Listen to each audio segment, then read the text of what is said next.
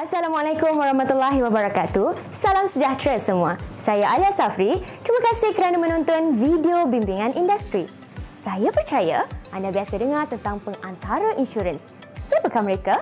Kalau nak tahu, jom kita saksikan video ini.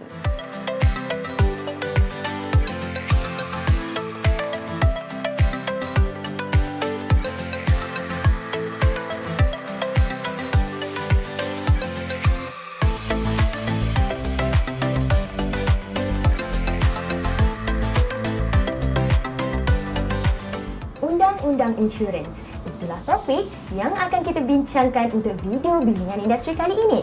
Namun seperti biasa, saya akan perkenalkan terlebih dahulu kepada anda tetamu yang kita bawakan, iaitu Encik Uzaini Hashidan bin Muhammad, pengurus agensi The Empire Group.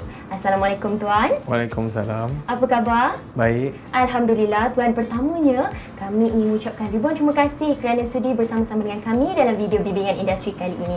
Tetapi sebelum kita pergi lebih jauh, boleh Tuan ceritakan sedikit tentang latar belakang Tuan dan juga mungkin pengalaman Tuan sepanjang berkecimpung dalam industri insurans ini. Silakan. Okey, Assalamualaikum. Nama saya Zaini Hashidan bin Muhammad. Saya adalah agensi manager atau pengurus agensi di The Empire Group, sebuah agensi di bawah syarikat Prudential Assurance Malaysia Berhad dan Prudential BXN Takaful Berhad. So, saya dalam industri insurans ni dah lebih 15 tahun lah. And then sebenarnya saya berkelulusan perakaunan dan saya pernah bekerja di sebuah hospital swasta selama 3 tahun setengah. Dan saya tengok peluang ni memang bagus dan sangat meluas, sangat menarik. Jadi saya terus berkecimpung dalam bidang ni dan explore lagi kerjaya ni dengan lebih mendalam lagi lah. Baik, sebenarnya sudah 15 tahun berkecimpung dalam industri insurans tetapi mempunyai kelulusan perakaunan rupanya. Bukan calang-calang tetamu yang kita bawakan hari ini. Baiklah Tuan, untuk pertama soalan yang kita nak tanyakan ialah apakah sebenarnya yang dimaksudkan dengan pengantara insurans dan pengantara insurans terbahagi kepada berapa jenis? Okey, sebenarnya pengantara insurans ni mereka adalah orang tengah antara syarikat insurans dan orang ramai dekat luar sana. So mereka lah yang memasarkan dan memberi penerangan dan membantu publik ataupun orang luar kat sana untuk memiliki apa saja jenis-jenis perlindungan insurans yang mereka perlukan. Jadi untuk menjadi perantara ni sebenarnya mereka perlu ambil peperiksaan dan mendapatkan lesen. So jadi actually sebenarnya mereka terbagi kepada dua. Satu agent insurans, satu broker insurans. So agent insurans ni mereka akan represent company mereka. Broker insurans ni sebenarnya mereka akan represent banyak syarikat. Jadi kita nak tanya, sebenarnya tadi kita dah tahu pengantara insurans ni merupakan orang tengah antara syarikat insurans dan juga klien itu sendiri. Kita nak tanya, apakah perbezaan yang paling ketara yang kita boleh nampak antara ejen dan juga broker insurans ni?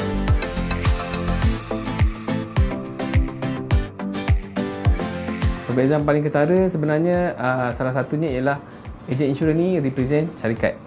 Satu syarikat saja, tapi broker represent banyak. Dan syarikat insurans yang appoint agent insurans, tapi pelanggan atau klien yang appoint broker insurans untuk ke mana syarikat mereka yang nak pilih. So lagi satu perbezaan kedua ialah syarikat agent insurans mereka mungkin boleh tunjukkan satu plan sahaja atau dua plan, tak banyak. Tapi broker insurans mungkin ada banyak lebih plan lah, kan, kepada pelanggan mereka, banyak pilihan. So yang ketiga ialah ejen insurans ni mereka tidak akan memberi maklumat tentang berapa komisen yang mereka dapat daripada produk yang mereka pasarkan ataupun kepada pelanggan mereka. Tapi broker insurans mereka perlu dedahkan banyak mana komisen ataupun keuntungan yang mereka dapat daripada bisnes yang mereka peroleh itu.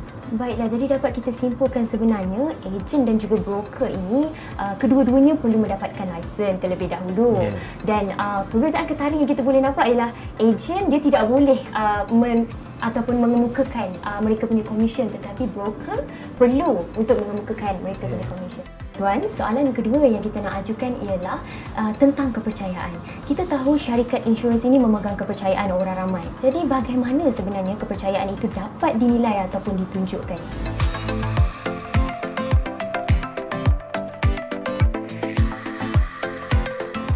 Okey, terima kasih. Sebenarnya kepercayaan ni kalau kita ikutkan, branding tu sendiri dah menyebabkan orang percaya. Kan contoh macam Prudential biasanya terkaful. Jadi you tengok dekat billboard, iklan kat mana-mana. Jadi dekat situ kepercayaan dah ada. Dan nak membuat satu syarikat insurans juga bukannya mudah. Mereka perlu berdaftar dengan Bank Negara Malaysia. Di Bank Negara Malaysia kita dah tahu kan, mereka perlu ada syarat-syarat tertentu untuk melayakkan mereka menubuhkan syarikat dan apa yang lagi yang mereka perlu buat untuk menjalankan operasi syarikat. Okay. So jadi maksudnya untuk mereka pasarkan apa-apa produk sekalipun perlu melalui Bank Negara juga. So maksudnya Bank Negara dah filter ataupun dah semak dulu kan, maksudnya memang betul-betul dah layak baru boleh. Jadi kat situ orang ramai dah ada kepercayaan dah kat situ. Dari situ kepercayaan sebenarnya dapat ditunjukkan. Yes. Puan, sebenarnya kita nak tanya juga, dalam mempromosikan insurans melalui tele pemasaran ini, bagaimana pula kepercayaan itu dapat dilihat? Okey, dalam telemarketing atau tele pemasaran ni, orang cakap syarikat tu akan terus buat call kepada public. So jadi dekat situ memerlukan mungkin 2 atau 3 minit saja. So jadi orang ramai kat luar sana ada masa yang singkat untuk membuat orang cakap pilihan. Betul, ataupun keputusan. Yes. So jadi maksudnya orang telemarketing sendiri perlu bercerita perkara yang boleh dan tak boleh dilindungi dengan plan yang mereka offer. Dan sebagai pelanggan juga mereka perlu semak dulu.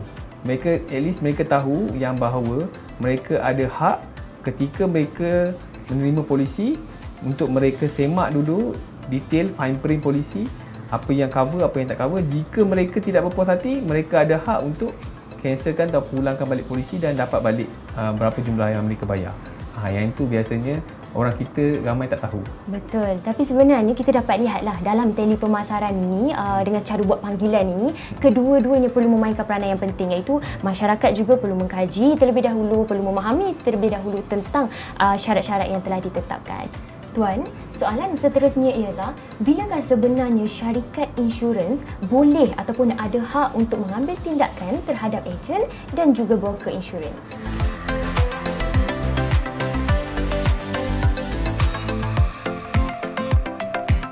Okey, syarikat insurans akan membuat siasatan atau mengambil tindakan apabila mereka telah mendapati ejen itu tidak mematuhi undang-undang atau standard industri. Mereka mungkin juga menyalahi code of ethics ataupun code of conduct. Mereka tidak mematuhi dan mereka kemungkinan salah menjual atau mis-selling berlaku. Tapi syarikat tidak akan tahu sebelum aduan diutarakan kepada syarikat. Apabila syarikat mendapat aduan daripada orang ramai, jadi syarikat boleh menyiasat atau mengambil tindakan kepada siapa-siapa yang tidak mematuhi undang-undang atau standard industri tadi. Jadi tidak cukup sebenarnya hanya dengan mendapati ejen insurans ataupun broker melakukan kesalahan ataupun tidak mematuhi kod etika kerja, tetapi juga perlu mendapatkan aduan. Masyarakat sendiri perlu menjalankan tanggungjawab mereka. Tuan, sebenarnya kita dapat tahu hari ini masyarakat kita kebiasaannya mempunyai salah tanggapan terhadap syarikat insurans dalam isu bayar pampasan. Jadi sebenarnya apa syarikat insurans buat untuk mengatasi isu ini? Okey. Sebenarnya ini adalah salah tanggapan pada pihak masyarakat.